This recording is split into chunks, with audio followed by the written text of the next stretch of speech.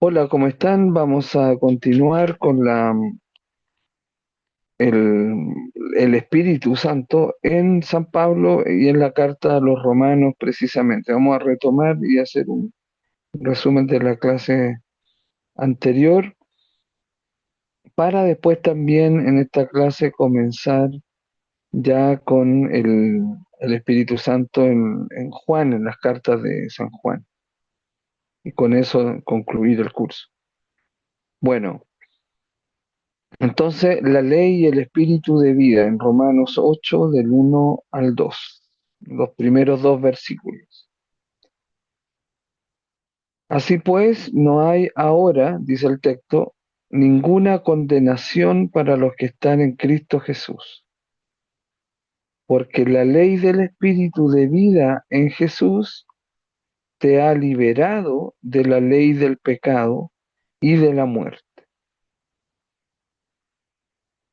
Entonces, en ese sentido, el texto es evidentemente liberador, porque sí o sí, todos pecamos, todos tenemos también, ¿no es cierto?, lo que distingue San Pablo entre la carne y el espíritu. Muchas veces hemos ido por ese camino de la carne, incluso de lo carnal. Generalmente cuando se habla de la carne, la gente lo relaciona con el sexo, ¿verdad? Pero ayer vimos en la clase que tiene que ver más que nada con esa resistencia humana a entrar en relación con Dios. Por eso que la religión es peligrosa en ese sentido, porque es más fácil cumplir ritos y creer doctrinas y ser parte de una institución o comunidad eclesial y cumplirle a esa institución. Eso es más fácil de hacer que construir una relación con Dios. Entonces, hay algo en nosotros que se opone a eso y eso se llama la carne, ¿verdad? Que se opone al espíritu.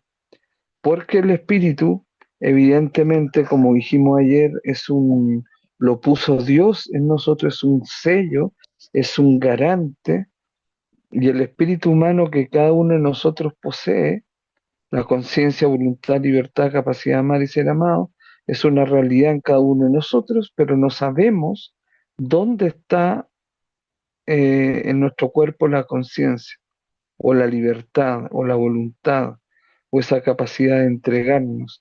Y sin embargo está, la vivimos, la hacemos, la tenemos, pero no lo podemos ver por un escáner.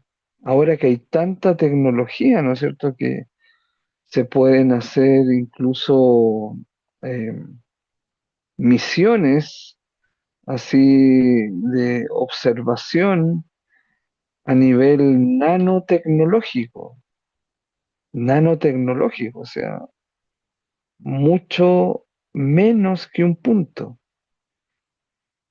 Se pueden ya hacer a través de nuestro cuerpo.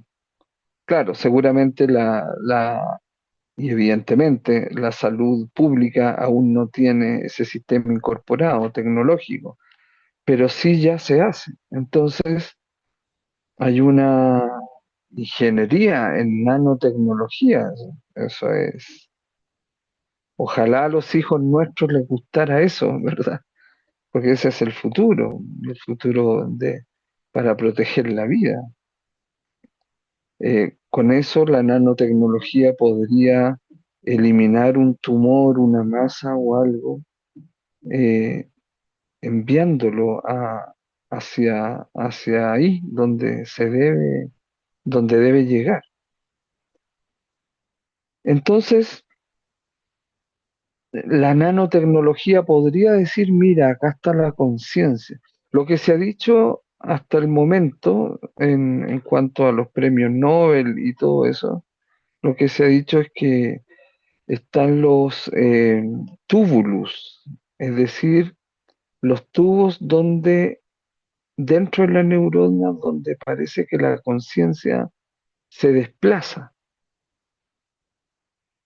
pero está eso. Entonces es como si la conciencia, como es en el átomo el bosón de Higgs, que es un campo, eh, tú no ves el campo, pero se refleja.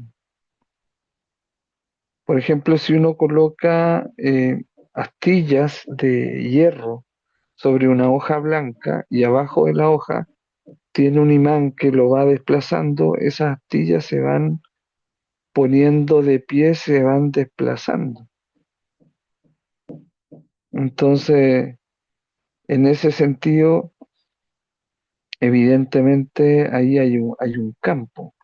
Albert Einstein decía que el campo gobierna la partícula, no la partícula al campo.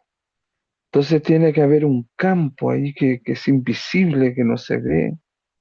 Al menos el bosón de Higgs ya lo vieron, que fue por mucho tiempo teoría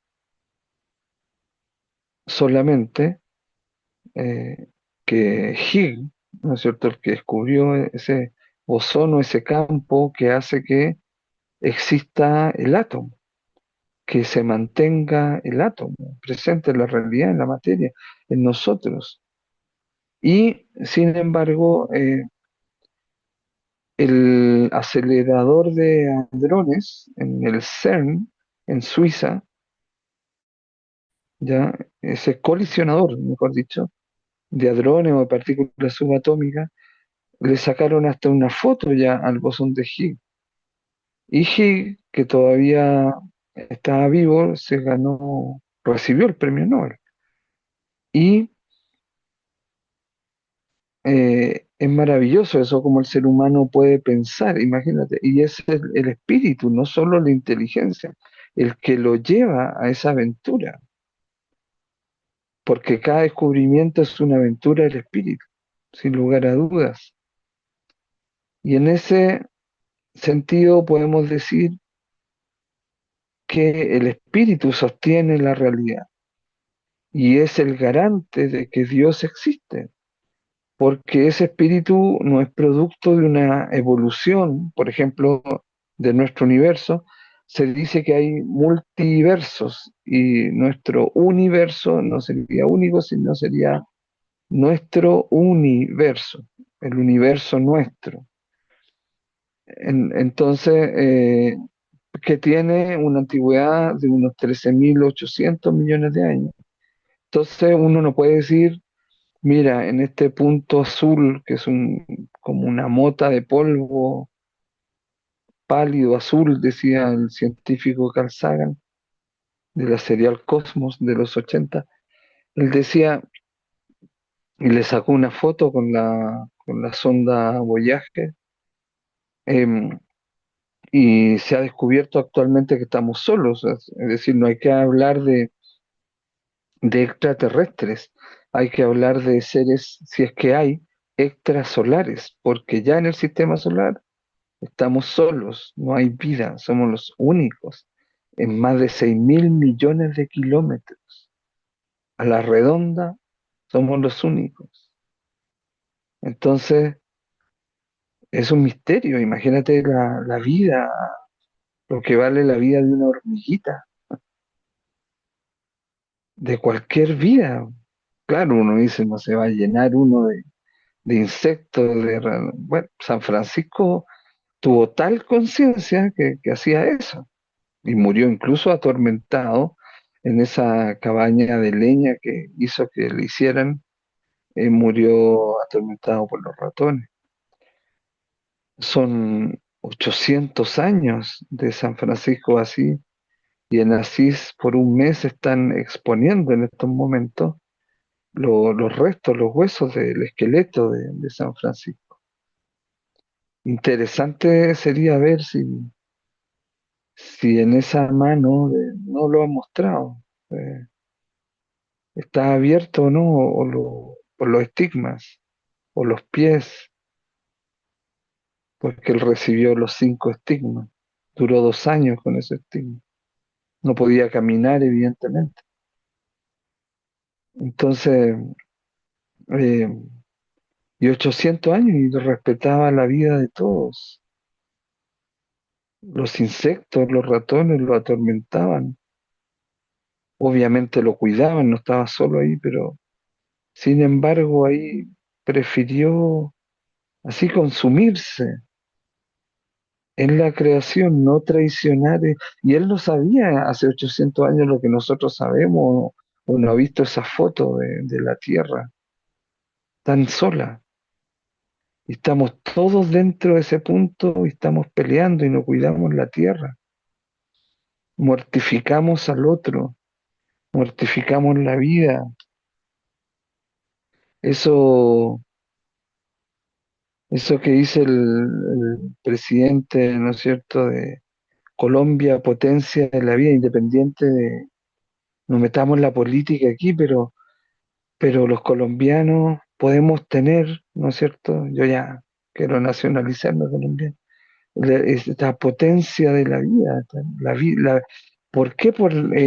No porque sea un eslogan político, sino que es porque es verdad, porque la biodiversidad se salva acá. El pulmón del Amazonas que nosotros tenemos acá, lo salvamos acá, salvamos al mundo acá. Entonces acá los colombianos tienen que tener mayor conciencia y acá es donde la vida no se ha respetado, la guerrilla y los paramilitares y los narcos, sobre todo las bandas criminales, siguen no respetando la vida aquí. Entonces, más que la paz, lo que hay que meter en la conciencia del colombiano es el valorar la vida, cuidar la vida y nuestra biodiversidad. Y derecha e izquierda tienen que estar por eso. Entonces, y no podemos estar con los narcos. Pueden traer riqueza al país, pero también dañan la conciencia para darnos cuenta de qué es esto. Yo estuve una semana en Pereira y yo veía a la gente de Pereira, yo decía, lo digo con respeto, pero es una observación que yo decía, pero yo veía que era gente buena, muy amable, auténticamente menos interesada, pero también no tan inteligente. No sé, también percibí que la sensación térmica era unos 2 grados mayor y que había radiación. Y había muchas de estas nubes, esas como estelas, de que dicen que dejan los aviones, pero no, bueno, es algo químico que echan, o no sé si Pereira es una experimentación. También no había tantos árboles dentro de la ciudad, entonces mucho asfalto. Eh, no habían calles tan anchas, eran más como de pasajes en diferentes estratos, incluso en los altos. Eh, sí, me causó curiosidad. Y después yo averigüé acá con la inteligencia artificial y efectivamente la sensación térmica en Pereira es más alta. Y la radiación también de rayos ultravioleta es más alta, mire, así que no estaba perdido en mi observación. Entonces yo creo que todo eso igual afecta al cerebro y la inteligencia. Tiene que ahí haber algo así. La mayoría de la gente muy buena, muy amable, lo cuidaban a uno, eso me encantó, pero uno como que tenía que repetir 2, 3 veces las cosas y me pasó con bastante gente. Yo decía, aquí no me entienden o yo soy muy tonto que no me hago entender. No, pero yo decía, a ver, voy a elaborar bien lo que voy a preguntar para que me respondan conforme a lo que estoy preguntando. Y no, igual es, no sé, raro, raro. Yo creo que ahí, como han dicho, porque hay varias zonas en la Tierra que someten a experimentación, no sé, pero eso, eso encontré yo. Los alrededores de Pereira, una maravilla de verde, de zona muy linda. Yo no fui ahí porque no iba de turista, pero ahí cuando uno va viajando, llegando a Pereira, o se va yendo a Pereira, uno ve todo eso. Muy lindo, pero Pereira uno dice, pero ¿por qué aquí no hay árboles en las calles? Ni comparado con Medellín, dicen que Pereira es como el Medellín chico. No, eso es mucho de exagerar. No es tan así, tampoco es tan barato como decían. Bueno, por eso las cosas, las creencias se instalan sobre algo o sobre un lugar o sobre alguien, pero no necesariamente eso tiene que ser así. Bueno, entonces este texto de estos versículos nos hacen sentir libres porque tenemos el espíritu de vida. El espíritu de vida en Jesús nos ha liberado de la ley del pecado. Es más fuerte que la carne y que lo carnal. Lo carnal tiene que ver con el poder, el placer y la riqueza. ¿Ya? Y la carne tiene que ver con la condición humana, que es pecadora, que nos enfermamos, que erramos, que nos vamos a morir, que caemos en lo mismo una y otra vez. Hay, ¿no es cierto?, una percepción eh, que como que nos hundimos, que caemos, sí, pero Dios lleva la cuenta de nuestras levantadas y el mal la de nuestras caídas. Entonces, si Dios lleva la cuenta de nuestras levantadas, de las veces que nos levantamos, es porque Él sabe de antemano que vamos a estar caídos, que nos vamos a caer, que nos ponen zancadillas. Por lo tanto, hay que levantarse y seguir. Hay un texto que veíamos en el curso de arameo, ese texto de que el que quiera seguirme, niéguese a sí mismo, cargue con su cruz y sígame, ¿verdad? Y veíamos que se niega hacia sí mismo en arameo, que el arameo es un video, es una acción, todo, no es una foto, no es una imagen, son acciones. Entonces decíamos que ese negarse a sí mismo era en el fondo seguir caminando con Jesús, pero cobijado detrás de Jesús. Y Jesús está diciendo, no se vaya para la derecha ni a la izquierda, vaya detrás mío, pero sigamos caminando, no nos vamos a detener. Entonces, que en el fondo era que Jesús cuidaba tu vida secreta, ¿ya? Porque el demonio la expone, pero Dios te la cuida.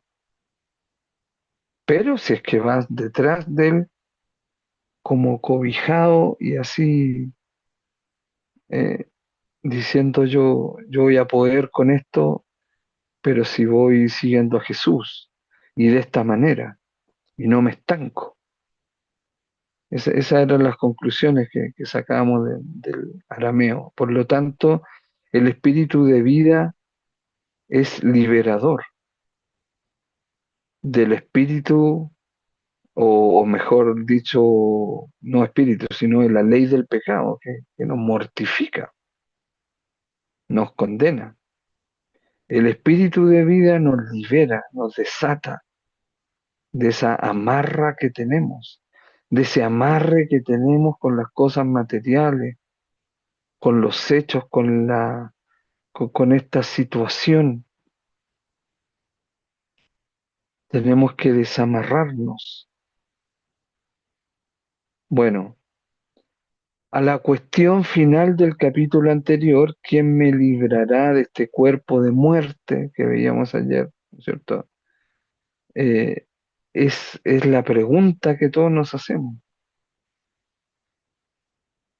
Este cuerpo que se enferma, que le duele esto, que tiene apetencias, que tiene deseo, que no es satisfecho. que si no lo alimentas te come, se come a sí mismo. Ent- eh, entonces solamente eh, el cuerpo no hay que despreciarlo porque no tenemos un cuerpo, somos un cuerpo. Por eso en 1 Corintios 15:44 dice, soma neumaticón, resucita soma neumaticón, resucita cuerpo espiritual. O sea, la corporalidad es siempre importante, el cuerpo, el soma. Eh, en, para la parte más que nada material o de carne del cuerpo, la Biblia en griego dice sarx, y en hebreo dice basar, pero es una realidad en nosotros. el- el- la carne, cuerpo. Entonces tenemos que descubrir a Dios en la carne, incluso en lo carnal. Aunque se rían ustedes, pero cuántas cosas, esas películas, esas series que a veces de uno, hasta esos chistes, en la intimidad sexual, los gringos que dicen, oh my God, oh mi Dios, oh gracias Dios por este placer. O sea, a Dios hay que meterlo en todo. Dios no tiene que quedar fuera de nada. De esa manera le ganamos a la ley del pecado. Que eso no es pecado, sino que Dios también lo ves ahí y eres capaz de agradecer ese momento de placer que a lo mejor te sirvió en un momento de depresión, en un momento de tristeza, en un momento de baja autoestima, no sé, te animó, te impulsó. Todo está en Dios y Dios está en todo. Bueno, en el mal no está, pero por eso es mejor, es más exacto decir que Dios, que todo está en Dios. Bueno, veíamos también que se pasa, ¿no es cierto?, de la muerte a la vida, a la novedad del espíritu. Entonces, el espíritu se muestra ahora ligado a la salvación por medio de la cruz del resucitado. ¿Por qué? Porque recordemos que en arameo originalmente la salvación es vivificar al otro. Y en cuanto al pecado, claro, el pecado nos mortifica. Entonces, el perdón del pecado y la vida nueva tiene que ver con el Espíritu Santo porque nos pone en relación, en contacto con la vida. Y en ese sentido nos vivifica, nos resucita.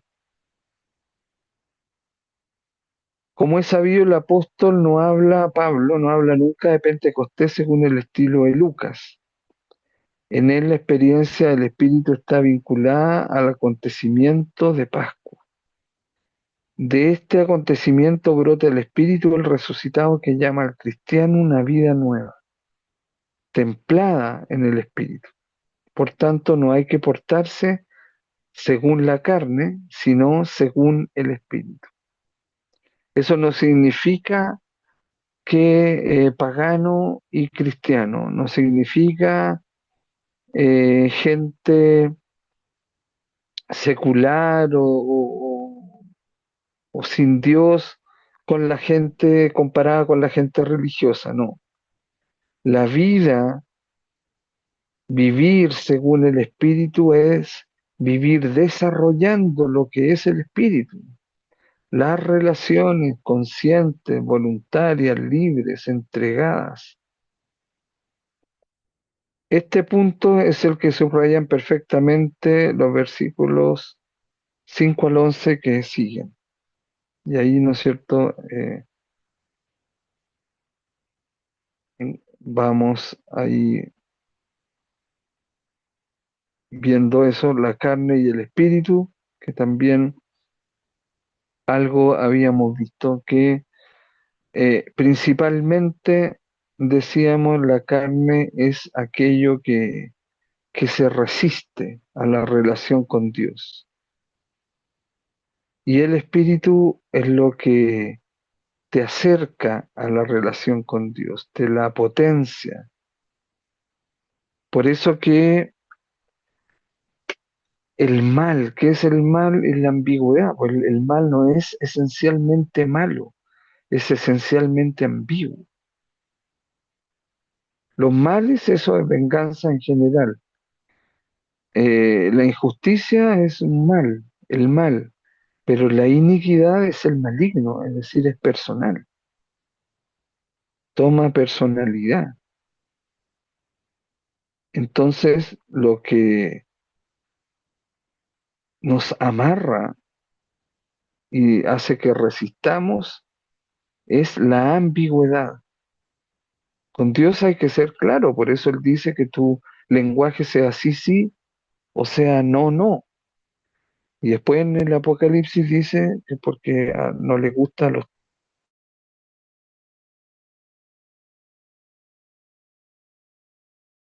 tibios dice los vomito de mi boca. Es mejor, por eso es siempre que hay que expresarle a Dios en nuestra relación con Él nuestros secretos, nuestra vida secreta, nuestras vergüenzas, nuestros traumas, eso que pensamos y que a lo mejor creemos que está mal, y digámosle, mira, yo pienso esto,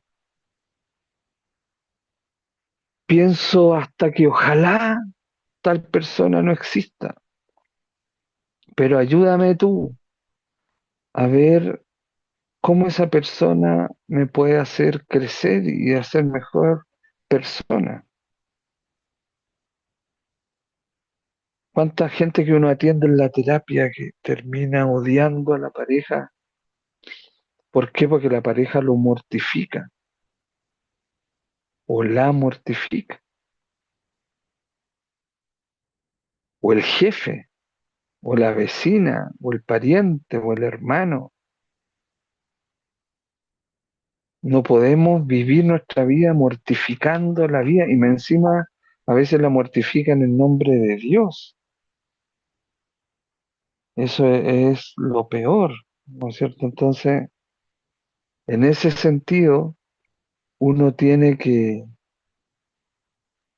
ver qué está haciendo con su vida. Cuando uno le entrega algo a alguien o a una causa, evidentemente va a ser el... A ver, déjeme poner una... Voy a dejar en pausa, ya vengo.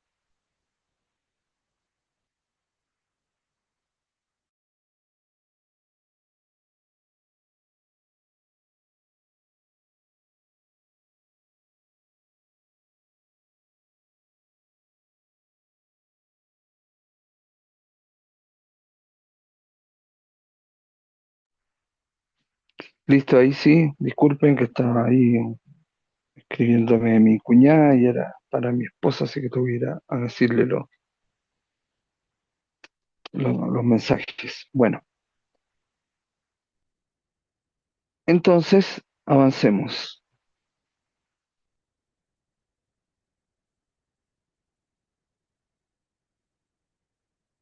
Entonces habíamos dicho que Pablo opone carne y espíritu, claro, para que entendamos, pero no por eso hay que terminar despreciando la carne, porque el verbo de Dios se hizo carne. Somos templo del espíritu. A la Biblia le importa el cuerpo. Coloca, ¿no es cierto?, para que nosotros entendamos mejor qué es la, la vida con Dios y la misma iglesia como el cuerpo que tiene sus miembros. Como David también recordaba eso el otro día en la clase. Y eh, también el soma neumaticón que resucita cuerpo espiritual. Jesús entrega su cuerpo, nos deja su cuerpo. Es decir, el cuerpo es algo que es algo que es importante en la Biblia, no es algo que no, que no cuenta. Claro, en la Edad Media, evidentemente, gracias a ciertas teologías, se despreció el cuerpo, se mortificó el cuerpo, creemos en la resurrección de la carne. Eso nosotros decimos, no, nosotros no decimos, incluso no confesamos en el credo, creo en la resurrección del cuerpo, sino en la resurrección de la carne. Así que en ese sentido, eso es muy diciente, ¿verdad?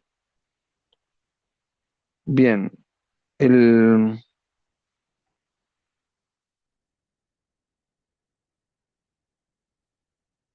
eso también ya lo habíamos visto.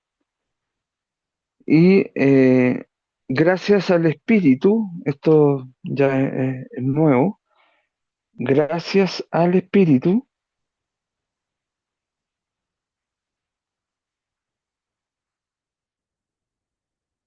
ay, a ver, espérense, otro problema, espérense.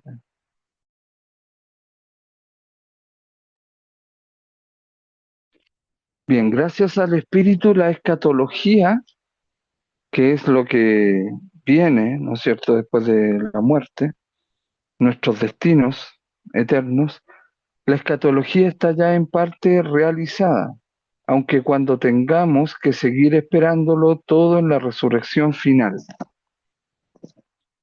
Porque Jesús dice, yo estaré con ustedes hasta el fin de los tiempos.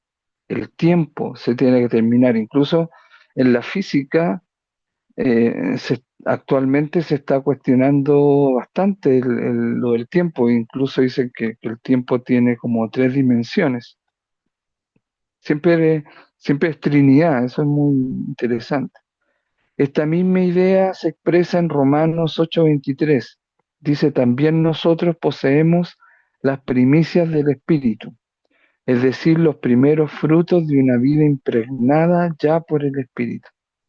El Espíritu ha construido ya su morada.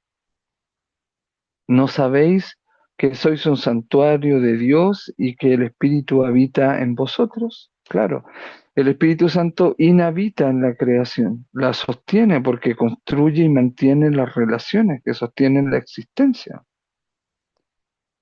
Imagínate, y eso no es una cosa solo de religión o de Biblia, sino que en la creación, en todo lo que hemos visto con el mismo telescopio James Webb, ya, ¿dónde hay vida en nosotros? ¿Dónde hay espíritu en nosotros? Esas cuatro cosas que hay en nosotros, pero no son ubicables en nuestro cuerpo. Entonces el espíritu existe. Esa es la prueba somos nosotros mismos, nuestro propio espíritu. Entonces, claro, por eso ahora la gente habla de la conciencia universal, que el universo lo sostiene una conciencia, ya, pero claro, pero no dicen Dios o no dicen espíritu con mayúscula, Espíritu Santo. Pero en el fondo todo eso, amigos, ya lo tenemos, ya estamos adelantados. Ellos van a llegar a lo mismo que nosotros ya hemos llegado. Eso es formidable. Dice, y al mismo tiempo la vida cristiana sigue estando bajo el signo de la espera y de la esperanza. Dice, también nosotros que poseemos las primicias del Espíritu, gemimos en nuestro interior en la espera de la adopción, del rescate de nuestros cuerpos, porque en esperanza es como hemos sido salvados. Claro, a nosotros nos interesa nuestro cuerpo, no vamos a ser después una nube de átomos, no vamos a ser un polvo cósmico. Tenemos una forma corpórea. ¿De qué edad? No sabemos. Ya después de 1 Corintios 13, ahí lo dice también San Pablo. Ni el ojo vio, ni el oído oyó lo que Dios tiene preparado para los que lo aman, imagínate. Por eso esa relación de Dios como papito, como la reveló Jesús, es formidable. Un papito, ¿qué hace? Te perdona, po, te aguanta, te soporta, te abraza. Entonces, en ese sentido, eso va a ser hermoso. Esa es nuestra esperanza, esa es nuestra fe, esa es nuestra tranquilidad que nos permite entregarnos en la hora de morir. Por eso Jesús, a pesar que en la cruz dijo, Eloí, lama sabactani, al final dice, Abba, en tus manos entrego mi espíritu. Entrega su espíritu, su conciencia, su voluntad, todo aquello. Y a tal punto entregó siempre su vida que no quedó un átomo de él aquí. Todo fue resucitado. Entonces, es eso lo que tenemos que entender. En ese punto azul no estamos solos, porque si estamos solos en este sistema solar, ya eso es bastante soledad, es mucha soledad. Como yo les decía ayer que vean la película Astra, ¿verdad? Que tiene que ver con lo del padre. Ese padre humano del astronauta en la película trata de protegerlo a su hijo y al mundo, pero al final con una mentira. Pero bueno, David me preguntaba, ¿no es cierto? Em, ¿Cuál es la prueba del espíritu? Nosotros mismos somos la prueba del espíritu, porque el espíritu en nosotros es que está relacionado cuatro cosas que nosotros somos y nos permite relacionarnos a todo. ¿Cuáles son esas cuatro cosas? La conciencia, la voluntad, la libertad, la capacidad de amar y ser amado. Uno no puede decir, mira, te presento la libertad, te presento mi amor, te presento mi conciencia, te presento mi voluntad. Y existe, está en ti. Pero ¿dónde? ¿En qué parte? Hagamos el escáner para ubicar en qué parte está. No se puede, pero está en ti. Por eso a eso le llamamos espíritu. El espíritu existe. Entonces nosotros, si Dios es espíritu, nosotros no hablamos con un amigo imaginario, porque hablamos con un Dios que es personal y es espíritu. Y el espíritu es esas cuatro cosas que Dios las tiene de manera plena, perfecta y eterna. Y por eso nosotros somos imagen y semejanza de Dios, porque tenemos espíritu. Entonces la espiritualidad es desarrollar esas cuatro cosas. Es el espíritu. Y cuando tú desarrollas esas cuatro cosas, tú te das cuenta que eres un ser insatisfecho y que ese pozo que hay en ti es un saco roto, es un pozo eterno. Por lo tanto, no lo puede llenar un amor, un hijo, una profesión, nada, ni una creación. Lo tiene que llenar un eterno. Y ese eterno no puede ser producto de una evolución, es espíritu. Ah, pero eso es un invento nuestro, no es un invento nuestro. Nosotros somos espíritu. Y por nuestro espíritu, por nuestra conciencia, voluntad, libertad, capacidad amada y ser amado, nos damos cuenta que somos insatisfechos y eternamente insatisfechos, un saco roto. Entonces, estamos conscientes que eso lo puede llenar, si la condición del pozo eterna lo puede llenar solo alguien que sea eterno, no algo eterno, no el universo, ni los multiversos, sino alguien eterno, porque el espíritu, la conciencia, me hace a mí ser en la escala evolutiva, de la creación evolutiva, me hace ser Homo sapiens sapiens, es decir, homínido que sabe. No solo sabe, no solo inteligente, sino se da cuenta que es inteligente. Sabe que sabe, sapiens sapiens.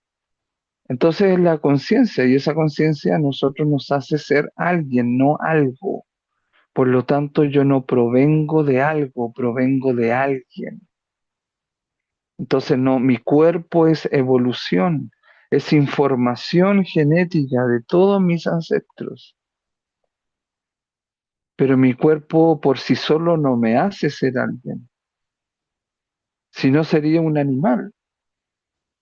Y podría ser que soy un animal racional, por supuesto. ¿Por qué? Porque la parte animal que tenemos ha evolucionado. Nosotros tenemos un cerebro animal, un cerebro reptil que se fue con los años, con los millones de años de evolución, se fue colocando más chiquitito. ¿Por qué? Porque al tener nosotros espíritu, sapiens sapiens, vemos que hay otras cosas que importan, que podemos construir una civilización, relaciones, imperios, conquistas, pero aún así no nos conquistamos a nosotros mismos. Nos falta algo, somos un ojal abierto. Pueden hacer ojales de diamante, de oro, en una camisa bordada con hilos de oro, pero si no hay un botón, ese, ese ojal es inútil, no tiene sentido. Bien, eso es lo que se puede decir de eso.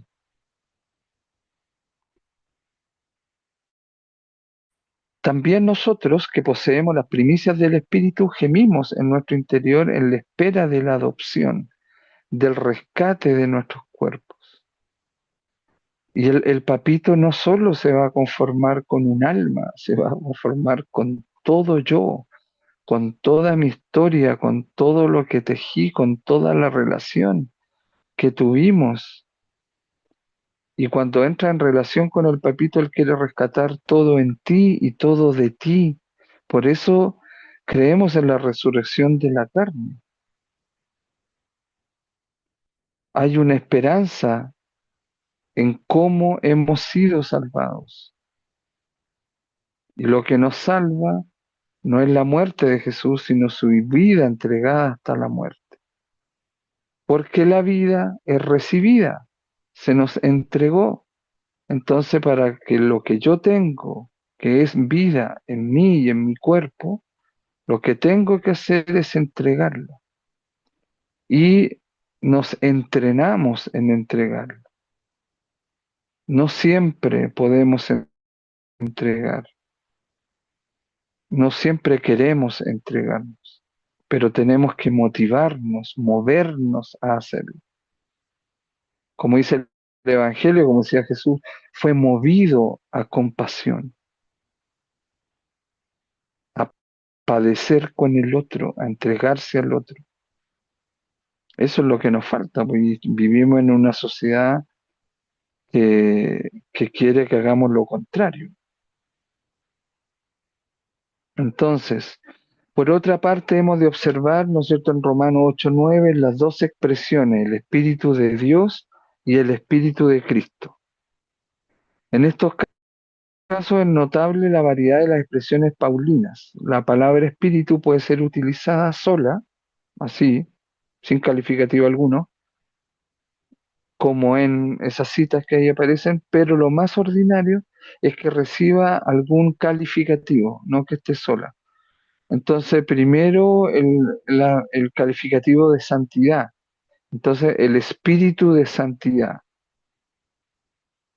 como decíamos en arameo, es la espíritu de lo sagrado. ¿Se acuerda? Y más aún el Espíritu Santo, el espíritu apartado, ¿ya? Es el espíritu original, el espíritu en sí mismo. Nuestro espíritu humano participa de ese espíritu en sí mismo, del Espíritu Santo, porque santo significa apartado, apartado de lo nuestro, o sea que no es lo nuestro, pero nos hace participar con él. El segundo calificativo es decir, es de su vínculo inmediato con Dios, entonces el Espíritu de Dios. el Espíritu de Dios, para no, con mayúscula, ¿no es cierto?, para que no sea el Espíritu nuestro, o el Espíritu de aquel que a saber el Padre, como en Romanos 8:11, finalmente el de su relación con el Señor, el Espíritu de Cristo, que se relaciona con el Padre, el Espíritu de su Hijo, el Espíritu del Señor. Porque recordemos que el Espíritu Santo es la entrega eterna del Padre al Hijo y del Hijo al Padre. Esa entrega eterna que llega a ser como una mezcla de ambas, llega a ser distinta del Padre y el Hijo y después independiente del Padre y el Hijo, otra persona, y persona ser idéntico a sí mismo. Entonces, todo lo que tenga que ver con el Espíritu tiene que ver al mismo tiempo siempre con el Padre y el Hijo. ¿Ya? El Padre y el Hijo con el Espíritu y el Espíritu con el Padre y el Hijo. No es aparte con el Padre y aparte con el Hijo. Entonces, por eso los textos bíblicos se expresan de esa manera: el Espíritu de Dios, el Espíritu Sagrado, el Espíritu de Cristo, el Espíritu del Hijo, el Espíritu del Señor. Y el dogma de la Santísima Trinidad, que se hizo 3 siglos después que comenzó el cristianismo, son muy claros en eso. Colocan el Espíritu de Dios. Bueno, el, colocan las relaciones, ¿verdad? Expiración pasiva y expiración activa. Como dijimos ayer, en la triunidad hay 4 relaciones. La relación del Padre con el Hijo se llama filiación, o sea, paternidad. Y esa relación de paternidad constituye la persona del Padre y lo hace idéntico a sí mismo. La relación del Hijo con el Padre es la filiación y lo constituye como persona al Hijo y lo hace idéntico a sí mismo. Y como el Espíritu Santo se forma de la entrega eterna, esto no tuvo un comienzo, siempre ha sido así, ha estado siendo así, la entrega del Padre y el Hijo y el Hijo al Padre, perfecta, total, completa, eterna, esa entrega de ellos dos en sí misma llega a ser diferente al Padre y al Hijo, independiente del Padre y el Hijo, idéntica a sí misma. Por lo tanto, esa entrega del Padre al Hijo, el Hijo al Padre, es la expiración activa. Y el dogma, pero eso no es la que hace al Espíritu Santo persona, sino cuando el Espíritu Santo por sí mismo responde al Padre y al Hijo simultáneamente. Miren qué maravilloso es. Ahí debe haber un gran secreto que yo creo que la ciencia algún día lo va a decodificar. Eh, pero ahí está el asunto. Bueno, y eso el dogma lamentablemente lo llama expiración pasiva, para diferenciarlo de la expiración activa, pero en realidad es activa, porque el Espíritu Santo, siendo persona idéntico a sí mismo, responde al mismo tiempo al Padre y al Hijo, que lo constituyen a él después como personas, gracias a la entrega misma del Padre y el Hijo y del Hijo al Padre. Entonces, yo me atrevería a reformular esa parte del dogma de la Trinidad y yo lo llamaría como expiración relacionativa, como único principio. Una, eh, claro, relacionativa como único principio. ¿Qué significa eso? Que no es por aparte hacia el Padre y por aparte hacia el Hijo, sino al Padre y al Hijo simultáneamente. ¿Por qué? Porque se forma de la entrega del Padre y el Hijo simultáneamente. Entonces, tiene que responderle relacionativamente como único principio a ellos dos, Padre e Hijo como único principio para el Espíritu Santo. Ahí hay algo que es complejo, ¿verdad? Pero que la ciencia ojalá lo codifique alguna vez. Bueno, va a quedar grabado, esto después va a ser siglos después, milenios después va a ser esto. Si alguien lo encuentra, te amamos desde este tiempo y te agradecemos que lo tomen en cuenta. Bueno, eh, eso, hasta ahí. Semejante variedad de expresiones tiene gran importancia teológica para indicar a la vez la unidad y la distinción del Espíritu respecto al Padre. El Dios de Pablo se refiere al Padre, al Papito. Cuando Pablo dice el Espíritu de Dios, el Espíritu del Padre. Y al Señor Jesús. A Jesús o al Hijo o al Señor se refiere al Hijo. Bueno, conviene destacar en particular que si el Espíritu es ciertamente el Espíritu del Señor resucitado,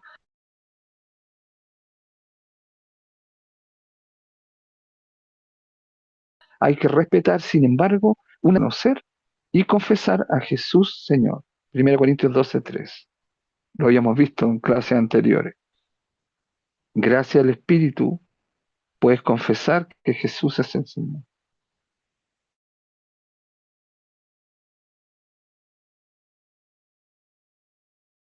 Esta distinción es también clara en Romanos 8:11, que de aquel, Dios, el Padre, que levantó a Jesús de entre los muertos.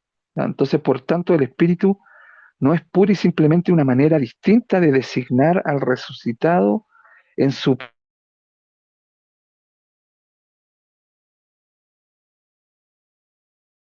presencia o en su acción eclesial, aun cuando la hayan de forma equivalente tanto al Señor como al Espíritu. Así se anima a los cristianos a estar en Cristo o a estar en el Espíritu. Y todos son justificados por el nombre del Señor y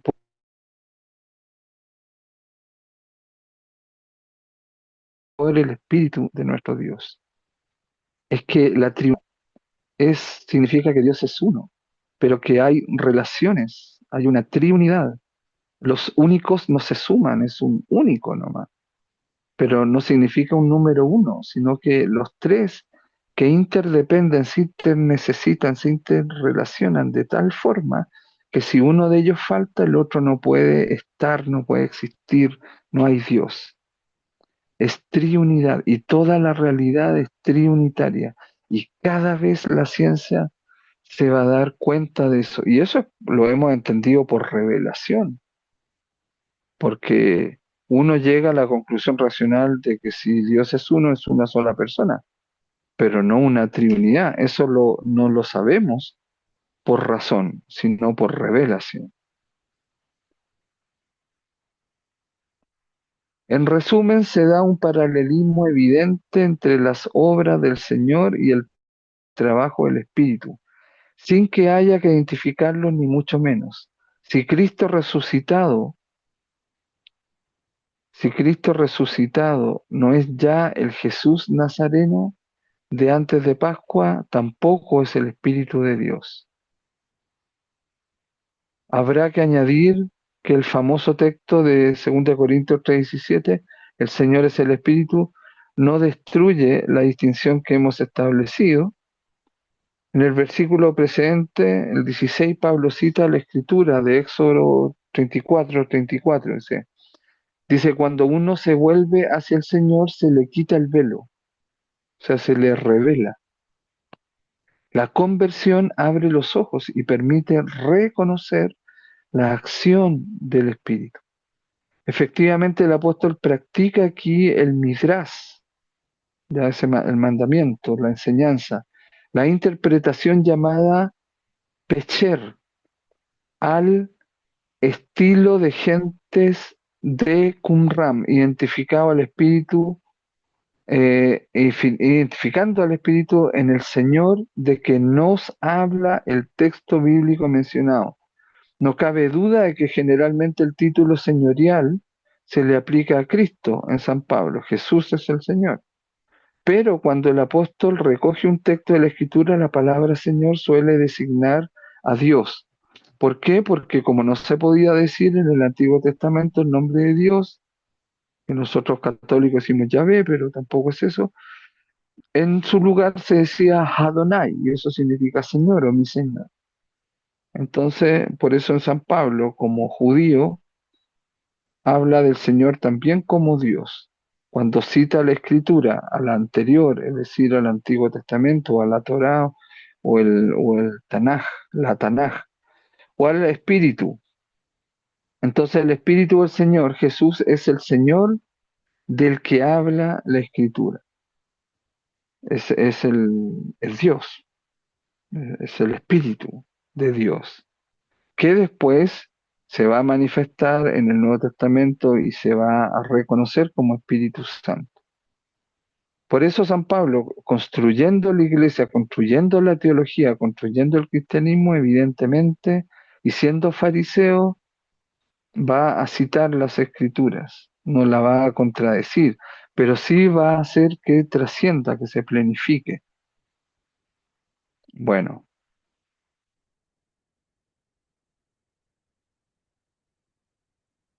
Hijo de Dios. Hasta ahí llegamos y la próxima semana seguimos con este y la carta de Juan. Muchas gracias entonces y yo les mando esta grabación la edito primeramente. Muchas gracias entonces. Gracias por estar.